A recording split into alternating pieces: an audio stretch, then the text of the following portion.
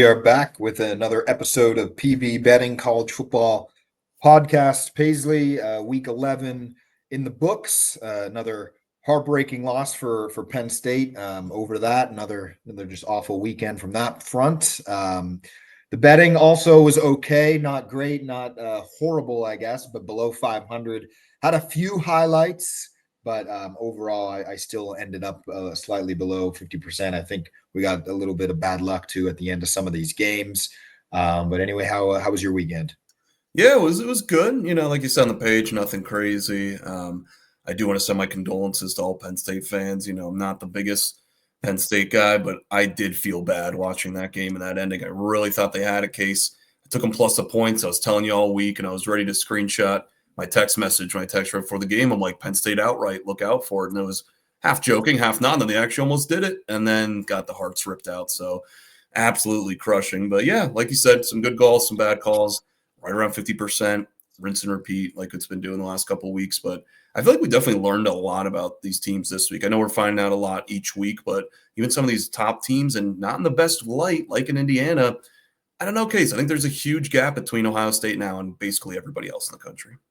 Yeah, that's what it seems like. Ohio State is just taking care of business every week. And we don't really have to talk extensively even about Indiana. But yeah, there's certainly some flaws there. Of course, they put together, the drive of the season, really, I think that those final minute and 30 seconds. But outside of that, they just didn't look that impressive. Very inconsistent on offense. If anything, right now, and I was thinking about this before we jumped on here, but even A&M might have more of an argument now for being that second team. Yeah. I mean, they may be the only team. And maybe it's hard to say exactly how good they are too, but their offense looks great, and we'll get to that game between Texas A&M and Missouri. But they won.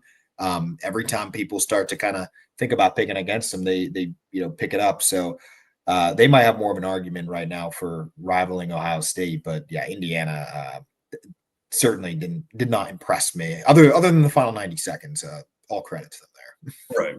They're one of those teams, Case, I feel like they just really rely on the turnovers. Like they kind of need that in the Avalanche teams. Like it is impressive how they're beating Illinois by 50. They're beating UCLA by 40. Like that is impressive, but he does leave the starters in a little bit. They're still being aggressive. Like there is a nature to that other teams just don't do. So again, it looks better on the surface, but if you play clean against them, which Penn State did in the second half, they're not that. They really just wait for that turnover and then they pounce, kind of like the Philadelphia Eagles. I feel like their offense isn't explosive, isn't great. Then they just wait for that turnover. They don't make mistakes. They play clean. That's not really a sustainable way of football. You got to be able to line up and just beat your guys. So they really do rely on that. And then their points off turnovers. Got unfortunate too with a couple Penn State turnovers that they had points on and some bad calls, a bad pass interference call that they got lucky on. So yeah, was not impressed with Indiana. We kind of saw that. So let's see. I still think a very solid team, but it's going to be very interesting if they run the table. Obviously, them and Ohio State, I think it could be a huge gap, and maybe Ohio State wins by double digits now after some of these performances from Indiana. And nobody wanted to say it at the time because they were number 2 and they were looking really good. And it's hard when they're beating teams by 40, but if they don't have that avalanche, they don't have that killer mentality to just run away with a game and play a tight game and play a close game, then they become an average team and not that great.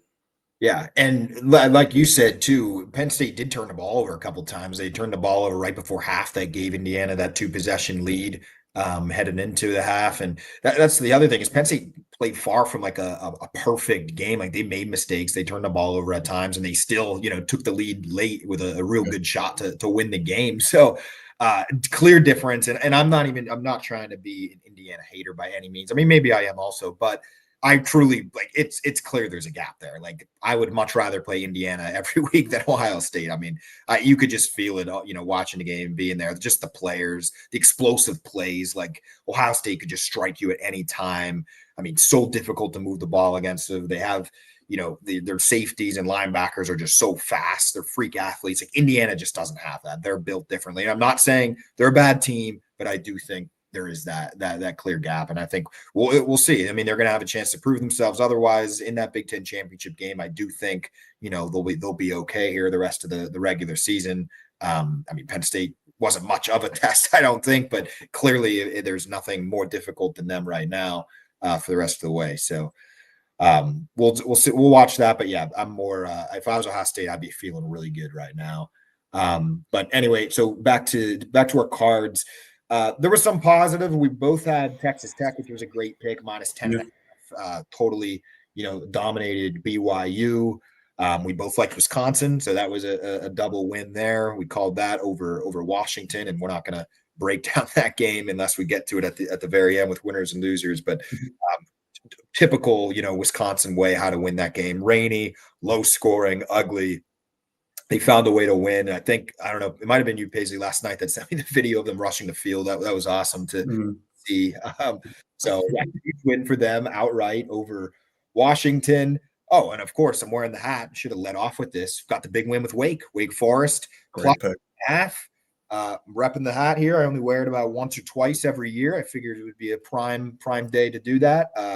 Not only covered, but they got the win. They finally knocked off UVA. We've been saying it here on the podcast for multiple weeks. It was going to happen, and it did. And then we both got Notre Dame. Paisley, nice win there for the Irish yesterday. Really in the second half, pulling away from Navy.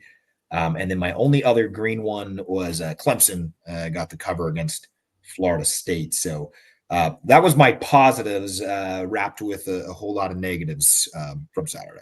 Yeah, the Wake Forest call case was great. We've been preaching every week. If you've been listening, Virginia's not it. They're so fool's gold. And they did. They just had no juice at home, couldn't really move the ball. Wake Forest played a great game, deservedly so. And Virginia was going in. I think they had that 4th down and 5 on like the 5-yard line. I was like, are they going to score here? Go for 2, potentially win by 1. I was like, they'll pull something out. And Wake Forest had a nice stand at the end there. So not a good day for the ACC overall with a lot of teams.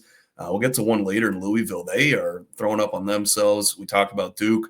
We were on opposite sides there. UConn getting the outright win, just a terrible spot for Duke. But like you said, it doesn't really hurt them in the ACC run. So really kind of a free roll there.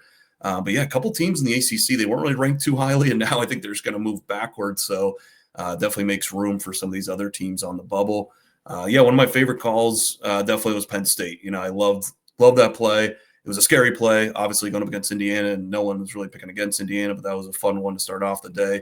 Over JMU, cleared nicely. The Temple game was a nice one, almost had the outright win. That was our other leg in the underdog parlay. Lost by 1 point, 14-13. Just couldn't get Army off the field. They were converting so many 4th and shorts that if they would have just stopped them one time, and they literally crossed it by a couple inches like every time. So that was a frustrating to watch at noon. BC was another one, was my second lock. Not even close. SMU really came out after that big win against Miami. I thought they'd be a little flat. They jumped out to a 10-0 lead and didn't look back after that in the red bandana game. BC just falling a little short there. So sometimes the spot was looking really juicy there, just really fell short. UConn was another good one that I had. I did like that play. Wisconsin talked about. Stanford was another fun one, plus 7.5. We gave that as a little bonus pick. Threw it on the card there. They really hung, somewhat tight with UNC. UNC's actually looking pretty good. They had a 10-point lead, 17-point lead. Stanford cut into it late and still got the cover. Like you said, Notre Dame finally played a mistake-free game, just played clean, made all their extra points case too. Look out, that's dangerous. We shouted that out last week with their special teams going downhill. They were 6 for 6, I think, on extra points. No field goals attempted there in the snow. A little snow coming in the Midwest in some of these games on Saturday night, so that was fun to see. And then a surprising one case that probably nobody was watching because there's a lot of big games. Kentucky absolutely blowing the doors off Florida. Now, we know Florida has an interim head coach. Lagway is just not it. I think it was like 37-7 or something, like 40-7. It was a absolute blowout from a Kentucky team that was really struggling offensively. So shout out the Wildcats there. That was a nice big win late at night, easily covering the 3.5. Maybe should have been my underdog pick there, or Wisconsin. It could have got a little juicy with that. And of course, Temple comes up short for us by 1 point. Yeah, the underdog parlay, unfortunately, we didn't hit this week with Temple, but like you said, if we've been betting them separately, we're still definitely plus a double-digit units here. I think it was like 10 last week, so we're still, I guess, hovering around 10, 11. I'd have to see how many units Wake was. I think it was like 230 plus 230. 2-1. Yeah, I think it would have been up 1 unit if we would have took them together. Yeah, so still pretty solid there. I would have liked to hit the underdog parlay. But overall, Paisley, you're 11-12 this week, 1-1 on the locks. Nothing new, 500. I was below that, 6 only win, 6-11, but did hit the lock, Wake plus 6.5. So if we want to double count the units there, So that was a nice win. But just a game really quick to cover before we get into our recaps that we both got screwed on, Paisley, that Auburn Vanderbilt. I think you said you hit it with a different spread on your betting app. But of course, on the page, when we put this up Friday, we only had it with 6. And even if we had it at 6.5, Auburn outplaying them. They could win the game. They look like they're going to win the game. You go to overtime and you're like, oh, I'm probably safe with a touchdown, but nothing is safe. And of course, Vandy gets the 7-point win in overtime, which just absolutely killed us here on our stats for the page. But just in the game in general, Auburn comes up short and ruins a lot of people depending on what you got that number at. Yeah, they really did. They jumped out. I think they were up 10 or 14 at halftime, looking really good. Such a high scoring game. I was not expecting this much. 500 yards apiece for both teams. But yeah, Vandy again, just kind of losing that little bit of luster halfway through the season. I know they got the win at the end, but if you want to be a top tier team, they still have that Tennessee game on the road. I love my Vanderbilt team. I hate to say it to them, but yeah, they're just not it. They're just not it, Case. And it played out great with the Auburn spot, like we both talked about. New coach, going on the road. I think they switched the quarterback too, which is way overdue. And Asher Daniels looked a lot better, just more explosive in the run and pass game. That was a tough one for Auburn. They finally got the offense to go. The defense was playing so well all year, and then they had a bad game. Diego Pavi did make some nice plays at the end there. Got to give him credit. So wild game. And yeah, we talk about numbers all the time.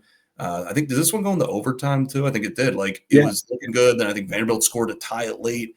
Then it goes into overtime where underdogs just never seem to cover in overtime. So I had it at 7.5 early in the week. It just shot all the way down. So I was surprised it closed at 6 flat. So a lot of people liked Auburn. And then, depending what number you got, came up a little short. So that one was very, very frustrating if you're an Auburn Tigers backer there. And also, really quick on Vandy, this was a huge win for them just to win the game on a separate level, because they're going to be in a really interesting spot. And this is why here we are sitting November 9th. There's still so many, outbid in large for the playoff rankings, if these teams could get in or not. There's a lot of at-large bids still open. That's what I was trying to say. But Vandy, they end the season with Kentucky and Tennessee. If they win those 2 games, which they should be the favorite in both of them, maybe not at Tennessee, that might be close. But if they win those 2 games, you'll have a 10-2 Vanderbilt, with only 2 road losses to Alabama and Texas. Where are they going to be ranked? They're going to be so close to that 12th number. I saw a lot of people online saying, oh, they're safely in. And then there's just as many people on the opposite side that says, no way. It depends how all the stuff gets settled. You got Notre Dame not in a conference right there. You got a group of 5 team. If they get ranked, that'll kick one more team out. So Vanderbilt, they're going to be like the perfect team. I think they're going to be right on that 12 number. So it really just depends on what side of the coin they fall on, I think. No, that was a huge win. Yeah, if they would have lost that game, their season's over. Yeah, season's done. So they really needed that one. Like you said, huge one coming up in Tennessee. That's going to be the big one. And yeah, like we said, with all these teams, you kind of need your teams that you beat or that you lose to, just that you play, let's say, on the season, just to look good and run the table. So they really need Texas maybe to get a big win at Georgia if they fall off the table. So still a lot left to play, like you said. But yeah, they're going to be a lot of these 2-loss teams, especially if you're in the SEC or Big Ten, tougher conference. It's going to be tough with these last couple spots. So yeah, the 2-loss teams definitely still have a lot to play for. And then the other game, just wanted to mention quick that we were actually both on the opposite sides of. Clemson, finally something goes right for them this season. They get the win over Florida State. This should have been a huge game. Of course it wasn't, because both teams are just fighting to make a bowl game here at this point.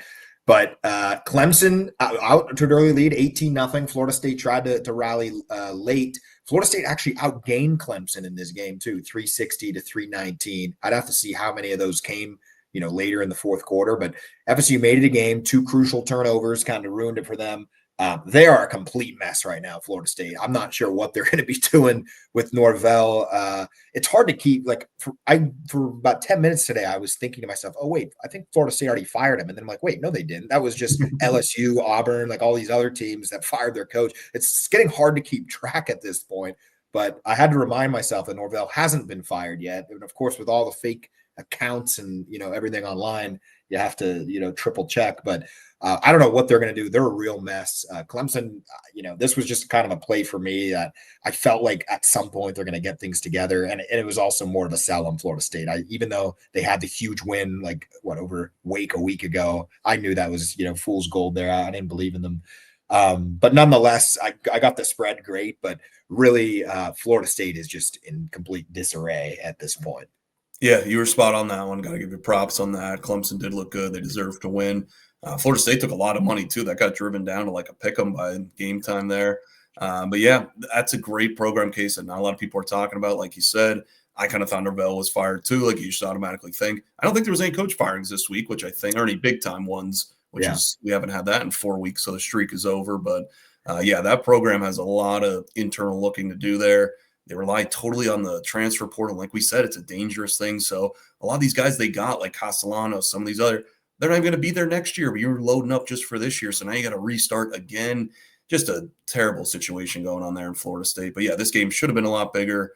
But, yeah, Clemson, got to give them credit after that embarrassing loss that they probably maybe shouldn't have lost to Duke last week. It was nice to see them bounce back, and Dab will have some fire at the reporters maybe or something. He'll have some quips to say this week, so we'll see what he does in his press conferences.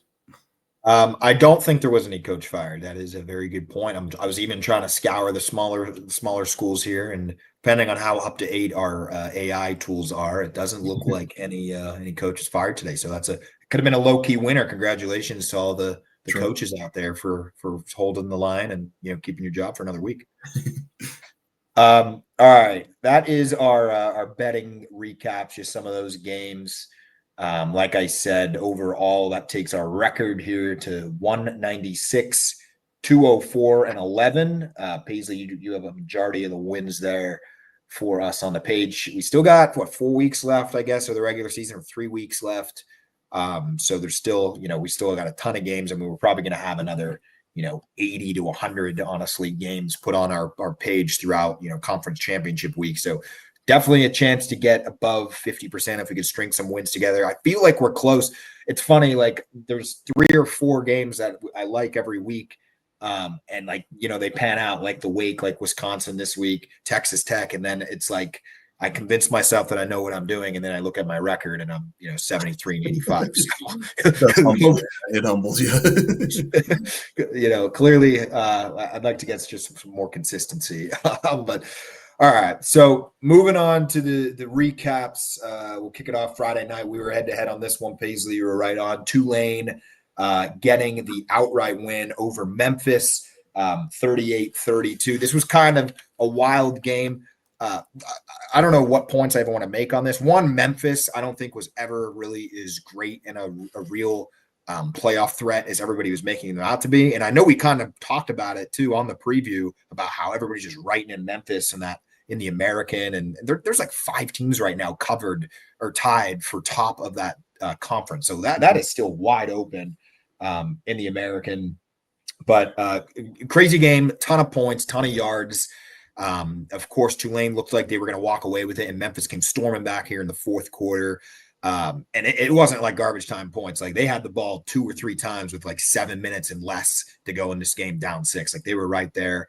But Tulane was able to hold them off. They get the win. Now they're back in the fight of things again here in the conference. And now Memphis is really back against the wall here if they want to make any playoff push. I don't even know if it'd be possible at this point, but they lose outright at home 38-32 to Tulane. Yeah, this is another crazy American conference. Yeah, you can start in the standings, bumps Memphis down to 2 losses now. So I think their playoff hopes are kind of basically done unless there's a lot of other 2 losses and they maybe get a tiebreaker. But hey, you got Navy, South Florida, Tulane, North Texas, ECU, all with 1 loss. So still a lot to play for, a lot of things going, a lot of seesaw action, like you said. Like Tulane looked terrible the week before. Now they look great. Memphis looked great after that South Florida win. Just didn't really show up for 3 quarters here, but like you said, really came back. This was another one, too, again, with the quarterback injury with Brandon Lewis. Like, he's such an important part. And the line shot way down to 3.5. I think that's why it was kind of enticing to some of the Memphis backers, maybe yourself, because it just got so low. And then he ended up playing. And then it was fine. And then the line kind of stayed there, 3.5, 4. So they're becoming the new Utah, I feel like, this year with Cam Rising. Like, it's the last couple of games where is he going to play? And he's so important because they're back up and the whole system kind of runs around him. But yeah, just didn't have enough juice. I was kind of calling out that Memphis defense. I just didn't think they were that great. And Tulane really took advantage of them, jumped out to that big lead. Ton of yards on both sides in this game. But Tulane, 8.2 yards per play. Like, that's a really high amount. That's really explosive. So I was never a buyer in this Memphis team. Even if they got to the playoffs, I think they would have got absolutely shelled by whoever they would have played in that first round game.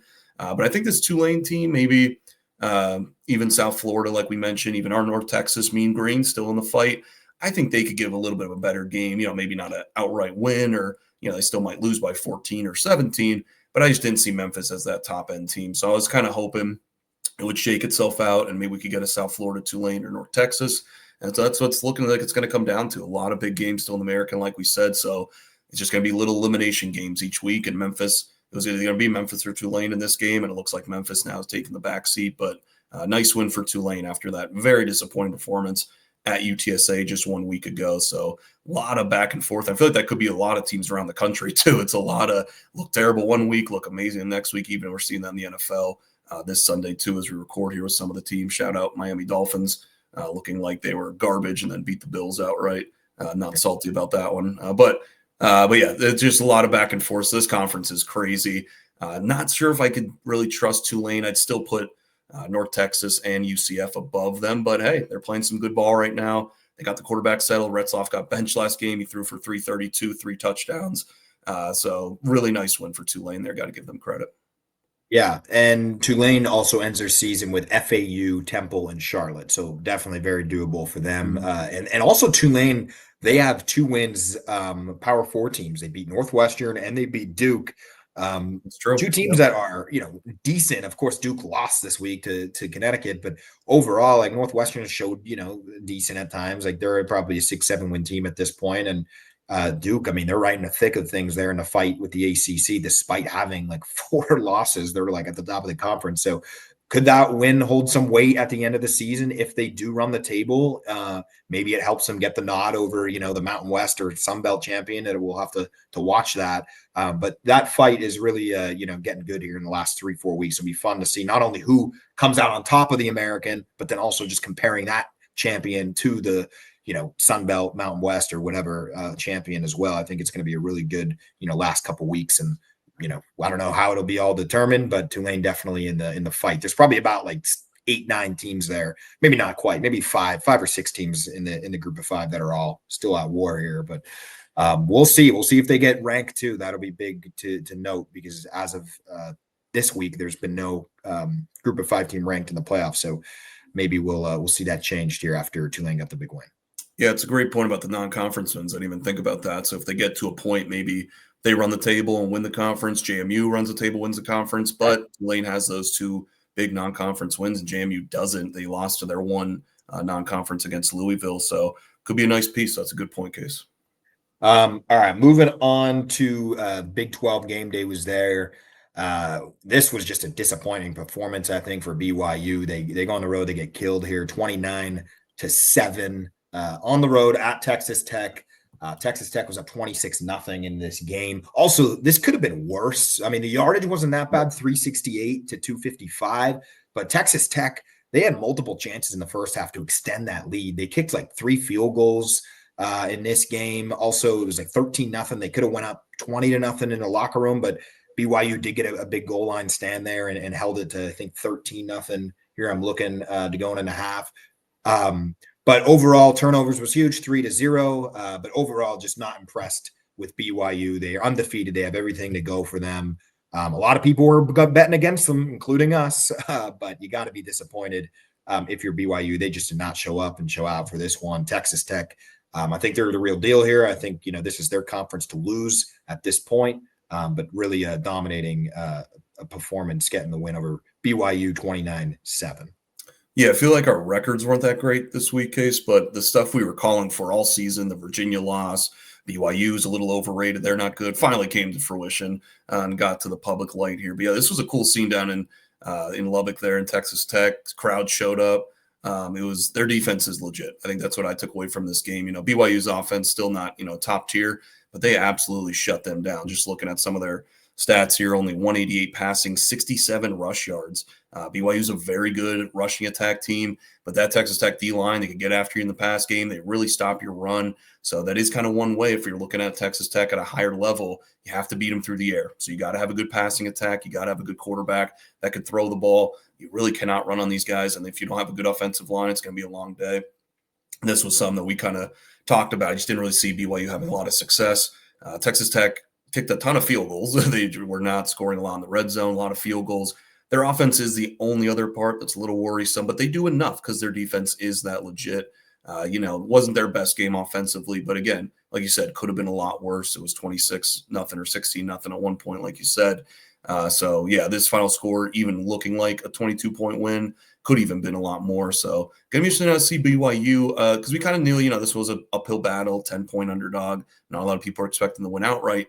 But now how are they going to look going forward with their last couple games here? They still have a couple tough matchups. So their season's still not over. I think they'll get booted out of the top 12 for right now. But if they slip up one more time, they're definitely out. And let's see. I don't know. Depending on the tiebreakers, let's see what happens with Utah here the last couple weeks. I know they still have 2 losses in the Big 12, but it looks like Texas Tech now fully should secure their spot in there. And now just looking for the second team to play them in Jerry's world. So Texas Tech, really impressive showing, was very impressed with this defense. And that's what you want to see from a top 10 team that maybe we could go win a playoff game or two, relying on that defense that they spent a lot of money for. So that was important. Keep the quarterback upright, keep them healthy. They have a decent running game, rush for 150 yards in this game.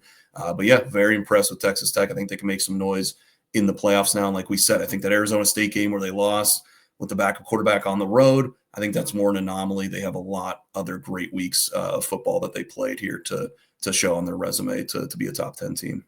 Yeah, and they got that huge win over Utah there early in the season too on the road, dominating performance there. Also Big 12, all three of those teams still control their own destiny between Texas Tech, BYU, and even Cincinnati. All three of those, if they control business, win out, they'll be in the Big 12 title. You win that game, you're in. So those three teams still control their own destiny. You still got Utah right there in the mix also. Very impressed with Texas Tech here. I think they're definitely, it's their conference. They finished the season with UCF and then at West Virginia. By the way, watch out, Paisley, for West Virginia. They're getting some things together. They're better, yeah. They're getting a little better. Keep in mind that's on the road too. Last game of the season, so that might be a fun one between Texas Tech at West Virginia there last week. But nonetheless, we won't get there yet. I don't want to get ahead of ourselves here. Very impressed with Texas Tech here in the last few weeks. Yeah, and BYU, because I thought they do play Cincinnati in 2 weeks, not next week, on the 22nd at Cincinnati. That's going to be a huge game that might decide who is going to be that second place team if they could take care of business next week against TCU. So, like we said, BYU, I think they had the 7th ranked hardest schedule remaining, I saw by ESPN metrics and stuff. So definitely not an easy road, but that Cincinnati game could loom very large. It's going to be a big one. Yeah.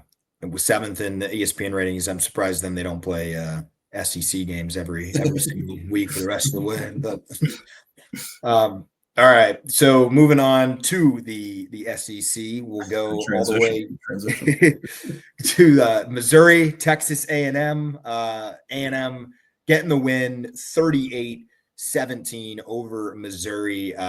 Every time I want to say that maybe A&M will go down, they kind of just shut the haters up. They looked pretty good again in this game.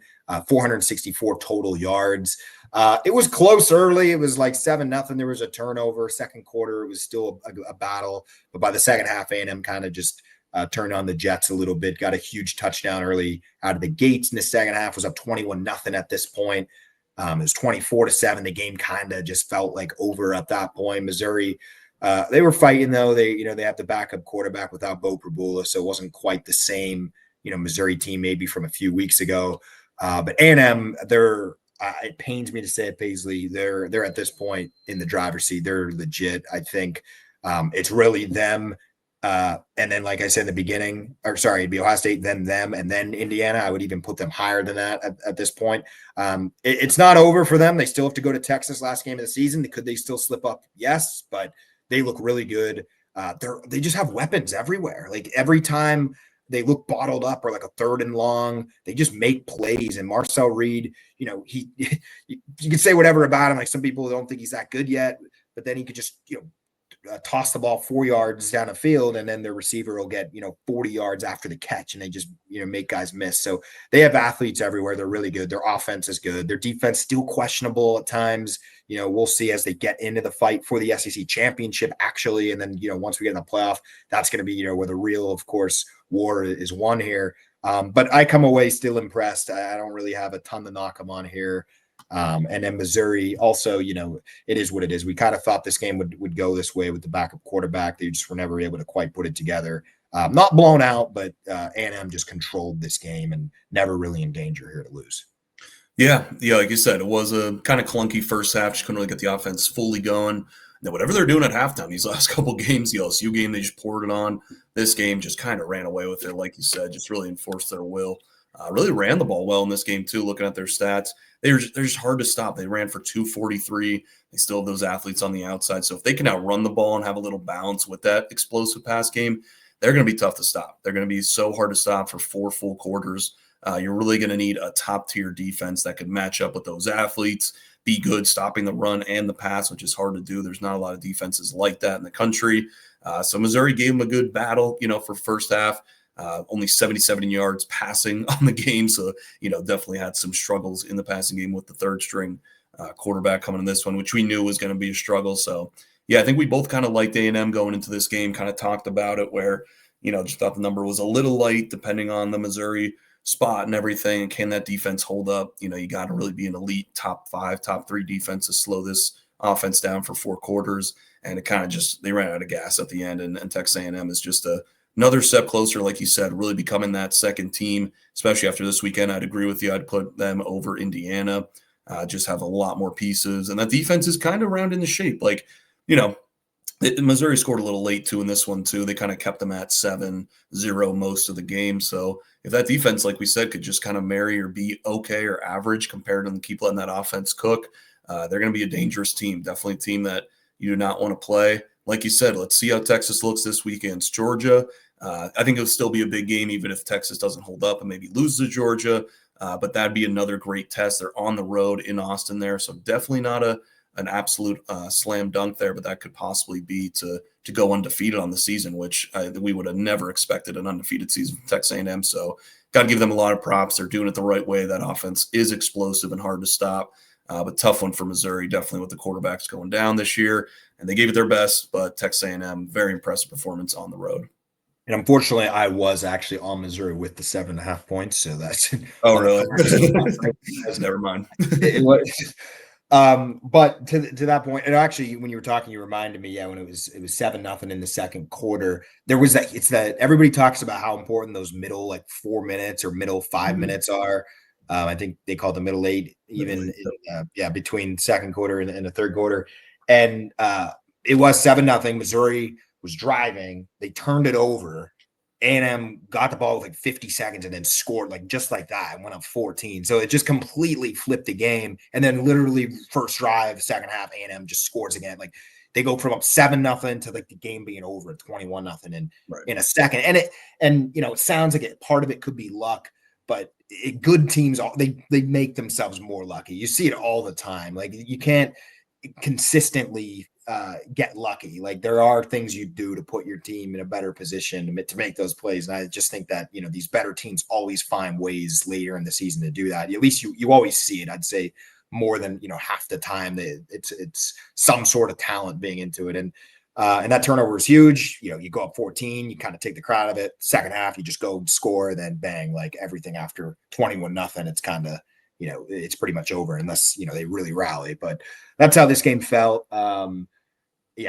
Impressed with A&M. I think they'll be in the SEC championship unless they get upset, here in the last couple of weeks. But they may. I don't even know who they play next week. I have to look. They play. Is it one of those South Carolina? Oh, so nobody's cool. Home against South Carolina. Yeah, no slight to South Carolina, the Gamecocks down there, but our friend Jackpot. Jackpot down there. He might be agreeing with us now, possibly. Yeah. But like you said, with these, as we get close to the playoffs here, I'm just looking at ceilings. How, if you're at your top end, how great could you be week in and week out? like you said, they didn't really look that great in the first half offensively until late, going right into halftime, and they put up 38 points. Like that's scary. Like that's scary to the rest of the country. We saw with Ohio State, they were kind of like not really showing a lot, kind of going through the motions, and they were still putting up 35 points. Like when they want to, if they want to turn it on or really, turn on the Jets, like you said, it could get dicey and it could get scary. So definitely looking at some of those teams, like what's your top end, or are you kind of reaching that already? Or do you still have room where it's like, oh God, like look out if they play a plus game, they could score 40, 50, 60 on anybody in the country. Yeah. Yeah, they can score very quick. Their offense too could strike at any moment. All right, moving on to the Big 12. We kind of have just a small game here. We could touch on quick fun one between Kansas and Arizona. Paisley, not gonna lie, I didn't watch a single snap of this game in live on Saturday, but Arizona wins the game 24-20. I had the over. By the way, a really quick side note, I went 0 for 3 on my totals this week. So I may be suspending myself from betting totals anymore. Every total because I really only put them on the slate when I really like them, like more than a spread. When I'm like 60%, I'm like, I really like this. 1-0 for 3. So apologies if anyone followed me. I did have the over. Of course, the under hit on this one. This game was good late, 39 seconds ago. Arizona had the go-ahead score. I'm looking here. The ESPN analytics had Kansas at like 90% winning this game here late in the fourth quarter. No turnovers, clean games, first downs even. So a little battle of the Big 12, but Arizona gets the win over Kansas 24-20. A little bit of comeback style there for the Wildcats. Yeah, I did have this one on one of the screens. Wasn't watching it crazy closely, but definitely giving it some looks. And Kansas really controlled the game. Like they really controlled it. That's why I was very shocked that they didn't win it. They had a chance at the end. They were going down. Both teams really couldn't get the pass game going, but they were running the ball a lot. So also just another kind of in the weeds factor of an over that I was on too. We both liked the over, but they were rushing it really good. But it's just the clock kept going. They couldn't really stop it. And then a lot of just, again, bad red zone-ish plays or green zone, like 40 yards and in. They were really moving the ball. They both had over 350 yards total in the game as a team. But again, just couldn't really cash in. I really thought that as I'm watching that game with one eye, I'm like, there should be more points in this game. Like they just were both moving the ball, and then whether it was just getting stopped on a fourth down or whatever it was. Like you said, no turnovers. So we had all the ingredients there for an over. So it was just very shocking. But yeah, Kansas, I thought, really did outplay this one. Outplay Arizona in this one, but Arizona was just good late when they needed it. But a very interesting game. If you had this on one of the screens, it was very back and forth, very tightly contested. Fun one to watch with two teams trying to break into that next tier in the Big 12. But as we saw from this game, maybe not there yet. Definitely have some holes and definitely have some flaws on both sides of the ball. Both quarterbacks, Fafita, Jalen Daniels, like they want to be great. They want to be elite, but I just don't see them there yet. And it's just very frustrating from a fan base. But overall, as an outside perspective, this was a fun one to watch. Just didn't know why there wasn't more points in this one, but definitely was a fun watch there on, I think it was ESPN. So we had it on the Sling again. Shout out Sling again for the second week in a row as we await the YouTube TV negotiations here. There'll be deals very soon, Paisley. That's all I have to say on that front. And also really quick on Kansas and Arizona. They are like second tier in the Big 12, and but they're not far off. Like the top of the conference, maybe with the exception of Texas Tech. I mean, even you could throw Texas Tech in that. Like you're not seeing that. There's not a massive gap between this field and like right. 10 to 12 teams. Like so, this could be like a 1-year turnaround. I mean, you saw it with Arizona State.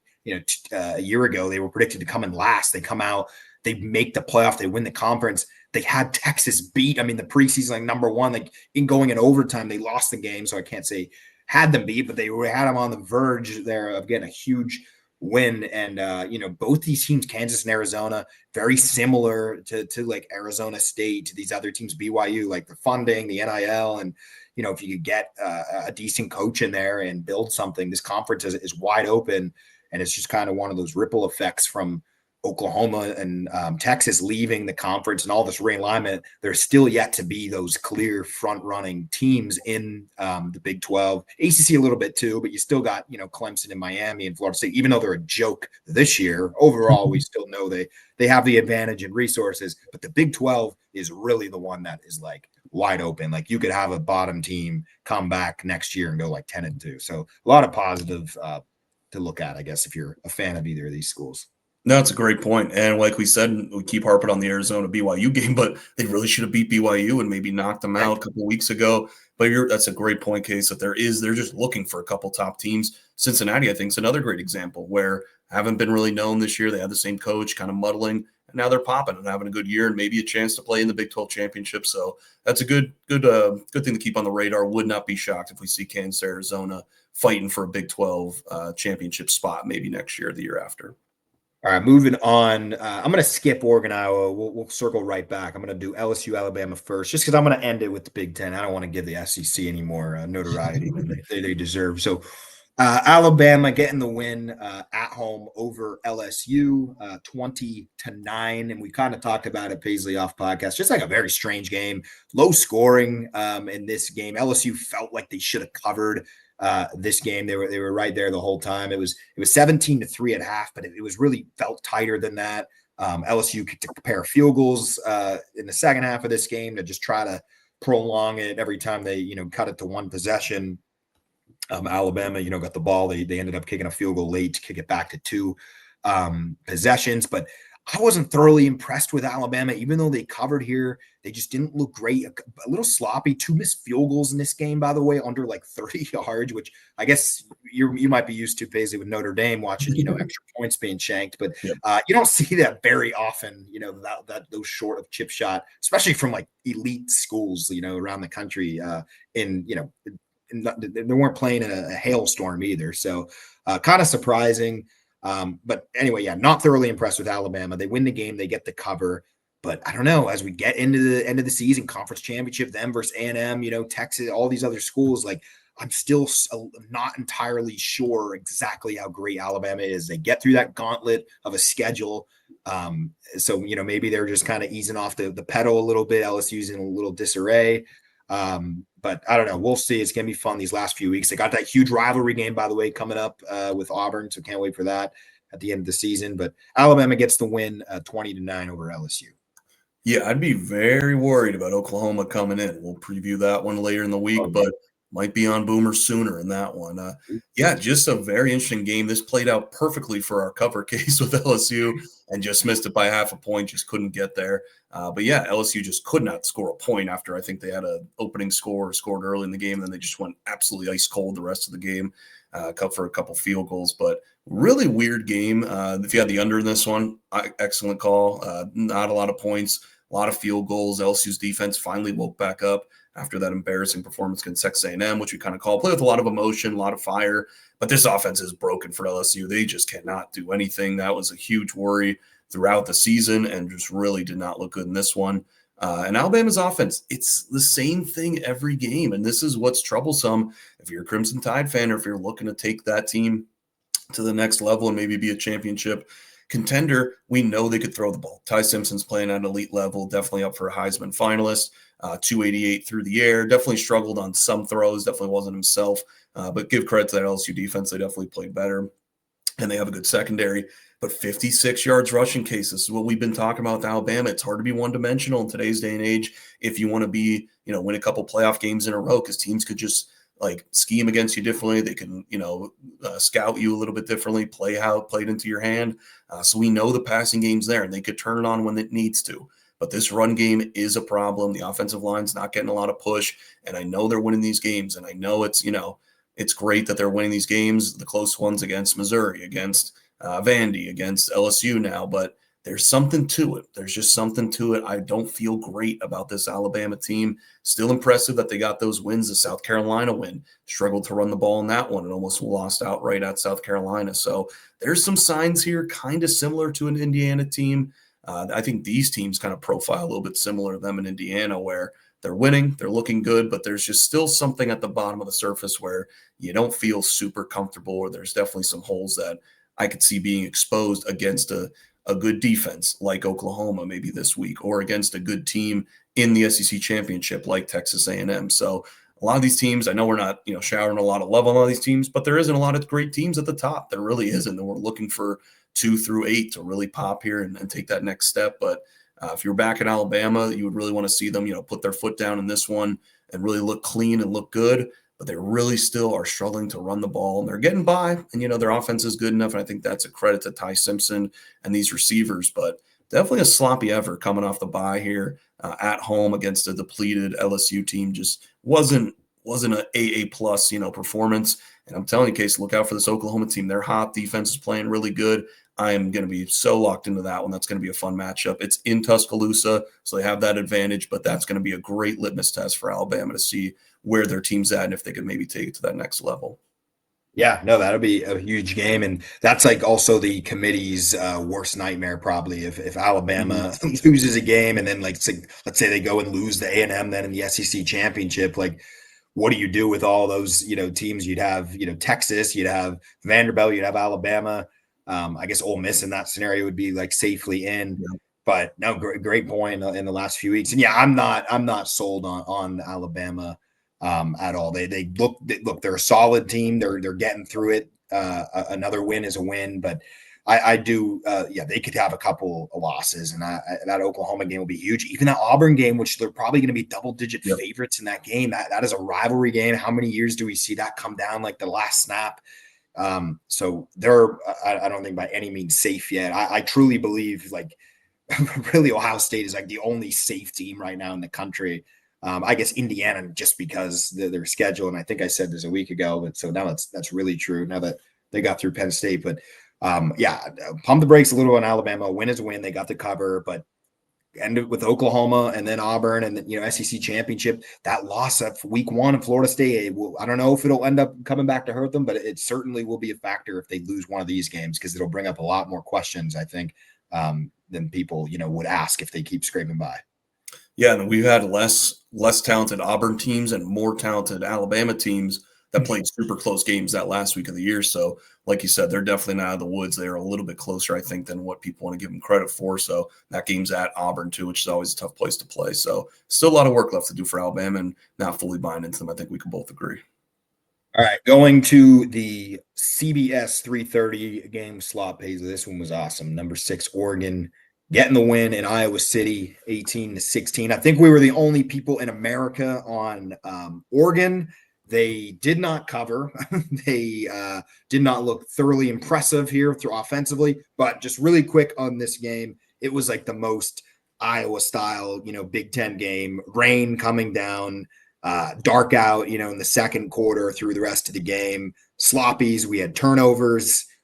We had a safety, in the beginning of this game. Oregon went up 2-0, and just a slow paced, not a ton of explosiveness, not a ton of points. Oregon quietly had 373 yards of offense. I kind of thought that was interesting when I was looking at the box score here afterwards. But just an all around Big Ten game. It played into Iowa's hands on how they wanted this game to go. They score a late touchdown. They take the lead.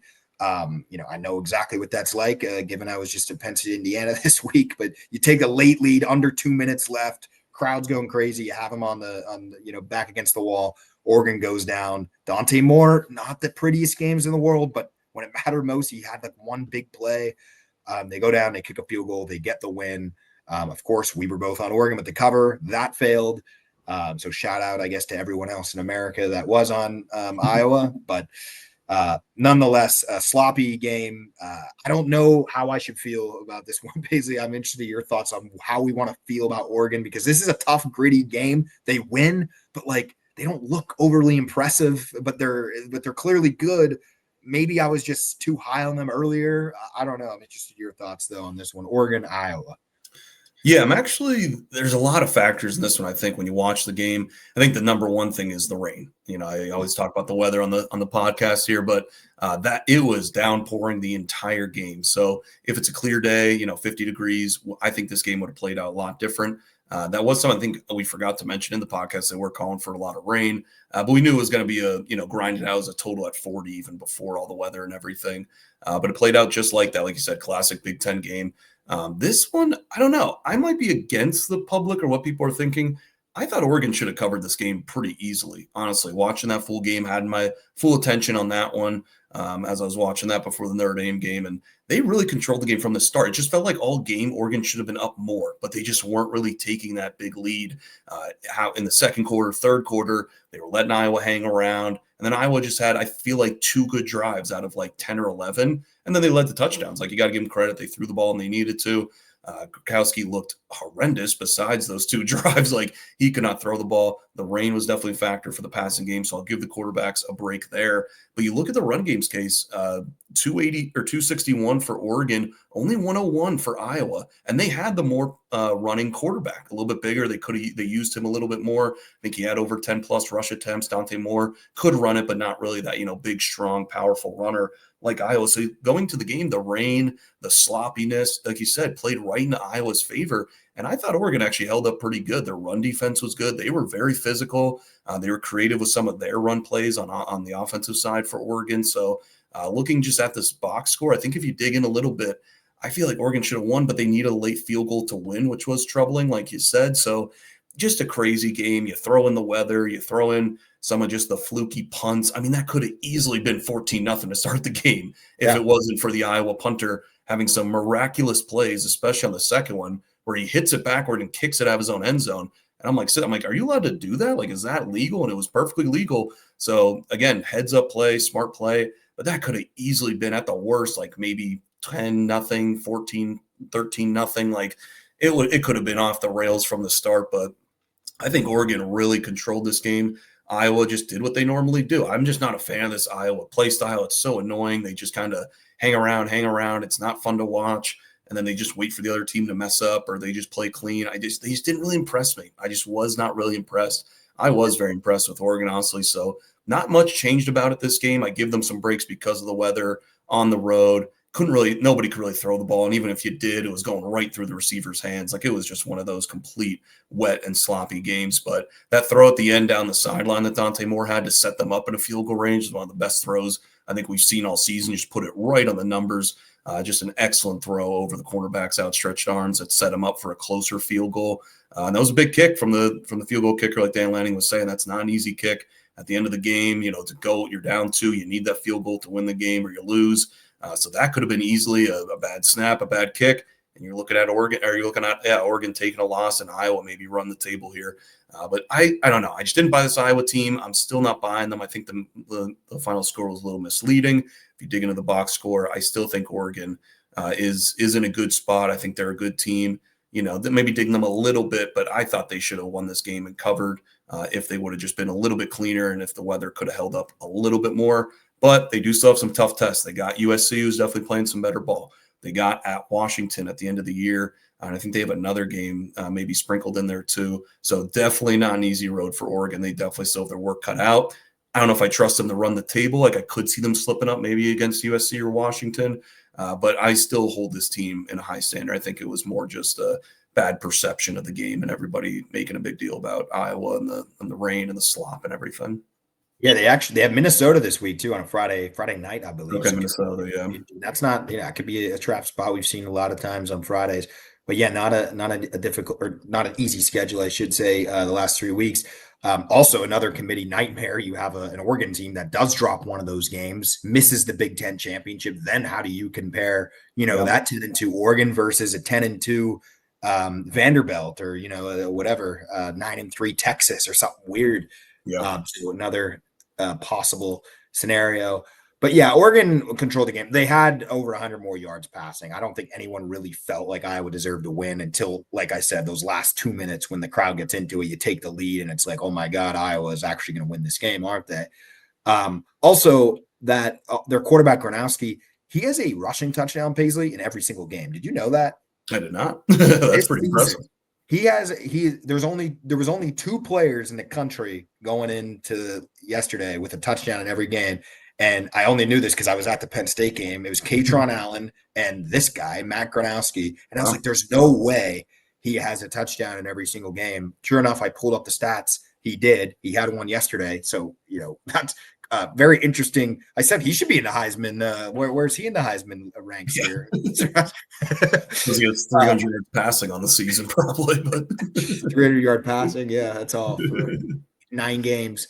right. But no, I was just very surprised by that. I couldn't believe it until I went back and checked. But yeah, thankfully they avoid absolute chaos with Iowa running the table, so they're pretty much out of it now. But Oregon still has everything ahead of them.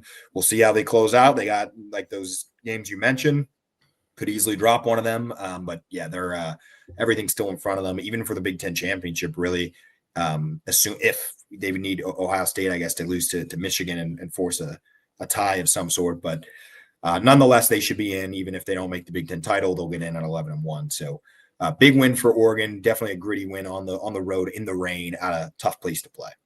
Yeah, just another elimination game. Like we said, some of these teams are just getting picked off. So like Iowa done. And just want to shout out that Noah Whittington. He had a great game on the ground, the Oregon running back, 17 carries for 118. So if they could run the ball like that, Oregon, which they do like to, pound the rock, commit to that run game, that was impressive. When everyone knew they were running, they were still able to run the ball. So that was impressive, along with Dante Moore once they get the better conditions, or maybe if they play indoors at the Big Ten championship or other playoff destinations. So I still think Oregon could be a team to look out for. Yeah, especially like you said, how it's kind of like Ohio State and everybody else. Like it could be a battle. There's might be only one elite teams and then 10 great teams or whatever. So there's anything could happen here as long as they could get in. I feel like anybody could beat anybody. A lot of these schools. So will be fun to watch these last few weeks. All right, approaching the hour. Winners and losers. Paisley, always a great segment. Of course, we get all the fans requested each week. Looking forward to it. So. Your loser of the week. We'll start on the negative and then end with the positive this week, Paisley. Who is your loser of week? What was it? Week 11, I think. Yes, I think week 11. I kind of got a main loser and a main winner, and then like a first and second place this week case because I just felt like had to shout out both these teams. But the main loser of the week, I'm going to go Mississippi State. I hate to do it. I think they might have been the loser column again, but what was that performance? Like they had everybody on their side. A lot of people were picking them. Horrendous spot for Georgia. All props to Georgia. I don't think we talked about that game yet, saving it for the end here, but they look dominant on offense. I also had the over in that game too, so as long as the over hit, but Mississippi State, that was just an embarrassment. They couldn't get off the mat. Like it was like 35-7 in the first half. They're really building up this game. I think they just ran out of gas. I think they gave their efforts. They should have won some of those games. The Tennessee game we look back on, the Texas game 2 weeks ago. I just think that's some that maybe they just ran out a little bit of gas. So bad pick on our part with Mississippi State. And then we mentioned them at the top a little bit, but Louisville. That was my team, my surprise team to maybe make their way. Loved how they were playing on both offense and defense. They were 20-point favorites, Case, against Cal at home. They go into, I think it was overtime or last play of the game, and Cal gets a touchdown there, goes for 2, gets a 2-point conversion. So it was just a wild game there in Louisville. But like we said, just a bad loser of the week, Louisville, but loser of the week, maybe ACC in general. Who wants to win that conference? Everyone kind of makes fun of them, and it's just looking worse and worse every week. So just a bad week for ACC, and especially Louisville. Could have taken the reins, could have really made a push, and then they lose and as 21-point favorites at home. Just horrendous. Yeah, I like those losers, and good point also on Mississippi State. That is just an absolute joke. We didn't really talk about that game, but we were both on them with the points. Were they up this game like 7-3 or 7-0 or 7-3? Yeah, it just completely fell off the tracks, and that was one too because I was at in-state college on Saturday, so like trying to keep track of all these games on your phone, and I'm like, I look at it, I was like, that's gonna be a tight game, and then I look at the score in the fourth quarter and Georgia's up by a million. I was like, what the heck happened? Just completely rolled over in that game. But also good point on the ACC being losers. It's funny because I actually have like kind of 2 Big 12 teams, so flipping the losers over to the Big 12. BYU won. I mean, everybody's on. You have a chance to pull off the upset. You go on the road. Everybody is saying they're not very good. And they just proved everybody right. I mean, they got blown out here by Texas Tech. And I get that they weren't supposed to win and the spread indicated that. But just if you're like a BYU fan or anything, and you're thinking that this could be finally the year you start 8-0, this happened a few years ago. It's like deja vu every time. like prove them wrong at some point, go out, get a better performance. I was just disappointed in them. I mean, not a total loss for the season. Season's not over for them.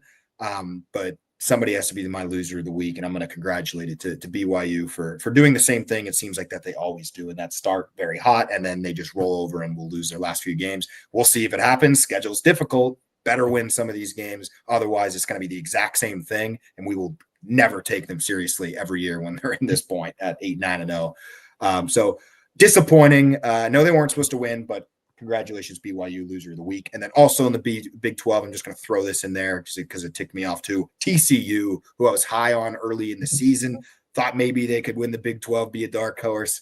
They're beating Iowa State. They're still fighting. They're right there in tier 2 in the Big 12, up 2 possessions late in the fourth quarter and just blow it outright. Iowa State comes back, wins the game. TCU, congratulations. Also my co-loser of the week here, 2 Big 12 schools.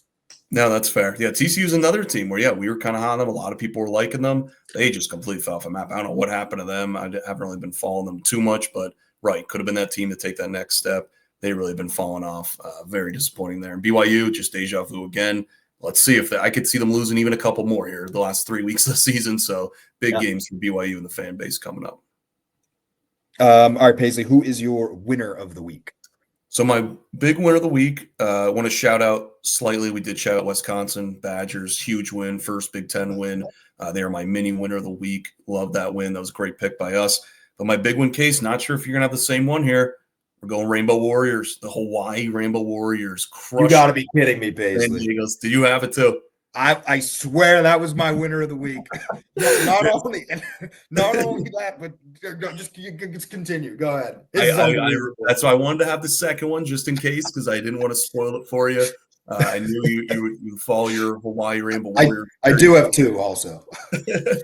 With Penn State not being great this year, I think you're more a Hawaii fan. I feel like this year, and it's a great year to do a case. They're looking good. They're playing good football, beating the favorite right now in the Mountain West, San Diego State, and crushing them. I think it was 37-7 was the final or something along those lines.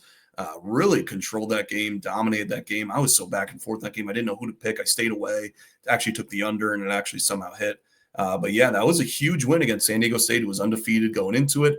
Now looking at the Mountain West standings, they're 4-2, third place in the Mountain West, below San Diego State and Boise State. Boise State has a tough 3 games remaining. They actually do play San Diego State this week at the Aztec Stadium.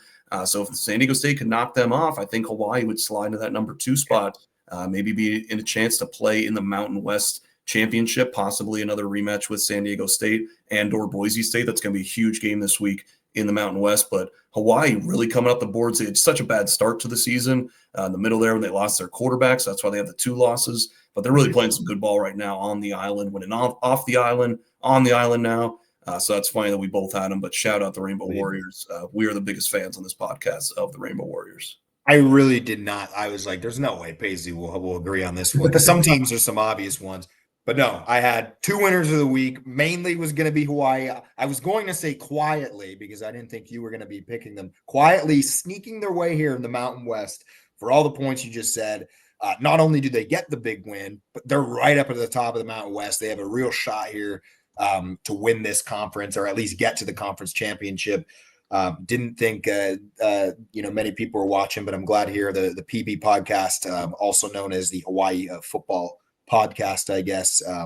Feel free to tune in anytime. We're watching them West Coast or all the way out there and on the island. We're always keeping an eye on them. So big shout out to them.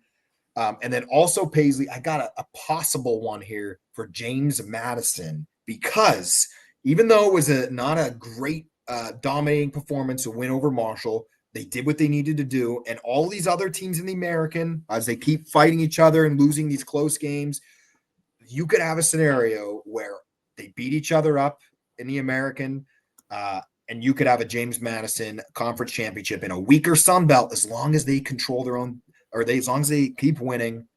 I think there's a very good chance at this point that they could just sneak up there to like 20th in the rankings and then have everybody else behind them, because USF, Memphis, North Texas, they keep beating each other up. Let's say one of the 2-loss or 3-loss teams overall wins that conference. It will open the door up for James Madison as long as they continue to win. So it was them and Hawaii for different reasons, but kind of sneaking their way towards the top of the Mountain West. Whereas James Madison, as long as everybody else keeps losing and beating each other up around them, they're sitting right there. They just got to keep winning. It doesn't matter how ugly it looks. Yeah, I think they just need those American teams to have 2 losses, which definitely could be the case. And even going to the American Conference Championship, whoever has that 1 loss, they lose in the conference championship. So, yeah, they're definitely right in it, playing some really good ball at the late stages of the year here. Like you said, just look up their schedule. App State, Washington State, they host Washington State. That's going to be an interesting, fun one because Washington State playing some good football. And then Coastal Carolina, so they should be able to take care of business with App State and Coastal not having great years. So that Washington State game is going to come down to it. Then you're going to have the big conference championship. So, yeah, don't be sleeping on the JMU. I think they have some live odds here to make it into the college football playoff. And then just a side note for coaching-wise, going into next year, if you're a top school, I'd take a look at Bob Chesney. He is a great coach. He's been great at Holy Cross. That was a D1 AA team. He built that program up. Now moving into JMU, coming after Kirk Cignetti and having just as much success. They had a great season last year. Now maybe looking to have a playoff berth. He's going to be a hot name on the coaching trail, so expect him to get hired at maybe a potential spot. Maybe Penn State. That'd be my leading candidate case if I was looking in the area there in that Virginia, recruiting base. He's a good name. He's a great coach. I'm pulling for him, and hopefully they make the college football playoff. I'd love to see JMU in there. Yeah, no, for sure. And we all know there's JMU's last coach, Kurt Cignetti, who turned out, look at how things are rolling there for Indiana. So, all right, well, that'll do it for, I guess, our Week 11 recap. Paisley, any closing words of wisdom here for the viewers? No, not really. I'm excited for next week. I'm very scared. We'll probably be talking about the Pitt game, going to Hines or Asher Field, whatever you call it now. So still some meat on the bone case. We still got some big games coming up. 3 weeks left, flying by here, but it's going to be a great finish. I cannot wait until the season's over, Paisley. That's all I have to say. All right. We will be back here later in the week, midweek, probably Wednesday night for everything Week 12. The preview. We'll be back Sunday for the recap and do it all over again. So long from PB Betting.